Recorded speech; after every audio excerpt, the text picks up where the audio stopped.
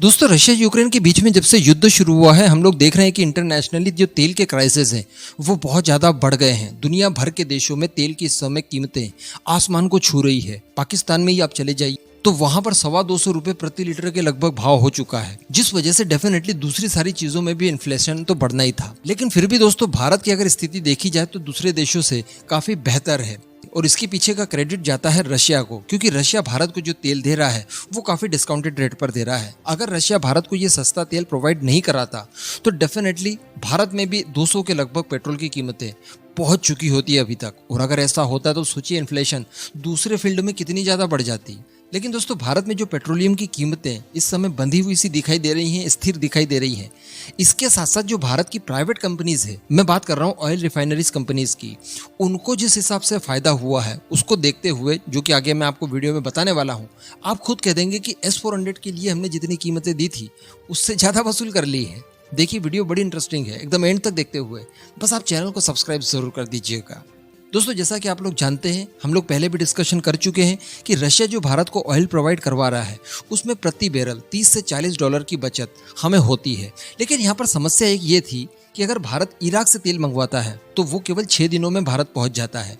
तो अगर केवल 6 दिनों में भारत पहुंच रहा है, इसका मतलब ट्रांसपोर्ट करने में काफी कम पैसा खर्च करना पड़ता है, जिस वजह से तेल की कीमतें नियंत्रित रहती हैं। लेकिन यहाँ पर समस्या ये है, जो इराक से हम लोग तेल खरीदते हैं उसकी कीमत लगभग पड़ती है $125 प्रति बैरल। ये एक अनुमानित कीमत बता रहा हूँ, थोड़ी ऊपर नीचे हो सकती है।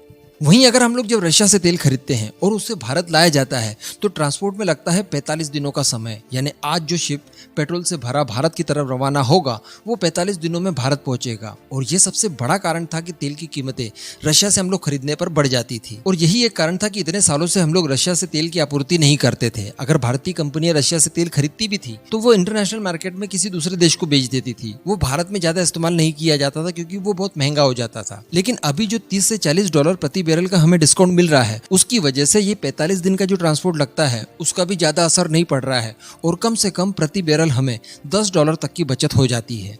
और ये बहुत बड़ी बात है। लेकिन दोस्तों यहाँ पर गेम तब होता है जब हमारी प्राइवेट कंपनीज बहुत बड़ी मात्रा में इस तेल को खरीद रही हैं और उसे इंटरनेशनल मार्केट में इंटरनेशनल रेट के आधार पर बेच रही है। यानी आप उदाहरण के तौर पर समझिए कि अगर प्रति बैरल $30 का भी डिस्काउंट हमें मिल रहा है तो भारतीय कंपनियां इन्हें कितने में खरीदती है? लगभग 80 से $85 प्रति बैरल के हिसाब से।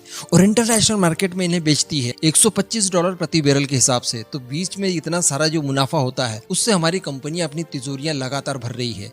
चलिए ठीक है, ट्रांसपोर्टिंग में अगर $1-2 प्रति बैरल के हिसाब से कीमतें बढ़ भी जा रही हैं, उसके बाद भी $27-28 प्रति बैरल के हिसाब से उन्हें शुद्ध रूप से मुनाफा हो रहा है। तो ऐसे ही करते करते भारत की जो तेल कंपनियां हैं वो अफ्रीका और साथ ही एशिया के बड़े तेल मार्केट पर अपना कब्जा जमा चुकी है। चलिए मैं इसको आंकड़ों में आपको बता देता हूँ।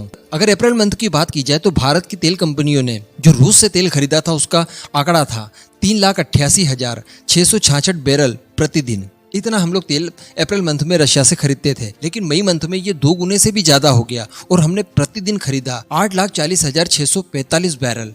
तो कितना जंप आ गया। और अब हम लोग पहुंच जाते हैं जून मंथ में। तो जून मंथ में ये आंकड़ा पहुंच गया था 10,50,000 बैरल प्रतिदिन। यानी इतना क्रूड ऑयल हम लोग हर दिन रशिया से खरीद रहे हैं और उसे इंटरनेशनल मार्केट में बेचकर तगड़ा मुनाफा कमा रहे हैं। और जो सबसे बड़ी बात है रूसी ऑयल को लेकर वो ये है कि इस तेल को रुआल कहा जाता है। यानी ये गुणवत्ता के मामले में दुनिया का सर्वश्रेष्ठ ऑयल माना जाता है। तो इसे भारत में खरीद कर इस्तेमाल करना या दूसरे देशों को बेचना कोई प्रॉब्लम नहीं आती। वैसे यहाँ पर एक बात जरूर है कि इस तरह से जो भारत की कंपनियां मोटा मुनाफा कमा रही है तो ये अमेरिका और पश्चिमी देशों की आंखों में बड़ा चुभ रहा है, क्योंकि उन्हें अभी भी महंगाई का सामना करना पड़ रहा है और वो नहीं चाहते कि भारतीय कंपनियां इस तरह से बड़ी मात्रा में ऑयल खरीदे और उससे बड़ा फायदा रशिया को हो। वो चाहते हैं कि रशिया के पास जितने भी एनर्जी सोर्सेस हैं उनकी बिक्री बंद हो जाए, जिससे रशिया के ऊपर दबाव पड़े और वो यूक्रेन के साथ हो रहे इस युद्ध को रोक दे। वैसे हम भी नहीं चाहते कि ये युद्ध और ज्यादा चले, लेकिन जब तक चल रहा है, चलाने वाले जब तक चला रहे हैं, तब तक हम लोग फायदा उठाने से पीछे बिल्कुल भी नहीं हटेंगे। वैसे वीडियो खत्म करने से पहले मैं आपको एक और बात बता दूं कि इस तरह का मुनाफा कमाने वाला देश केवल भारत ही नहीं है, बल्कि इस समय चाइना भी यही कर रहा है और टर्की भी यही कर रहा है। टर्की के भी रिलेशनशिप इस समय रशिया से अच्छे हैं और वो भी इस मिल रही छूट का इस्तेमाल अपने लिए कर रहा है। तो कुल मिलाकर रूस के जितने भी करीबी देश थे जिनसे रूस ने आज तक अच्छा खासा कमाया, हथियार बेचकर, दूसरे व्यवसाय करके, अब वो समझ लीजिए कि रिटर्न गिफ्ट दे रहा है इसके बदले। इस पूरे मुद्दे पर दोस्तों आपका क्या मानना है? नीचे कमेंट करके जरूर बताइएगा।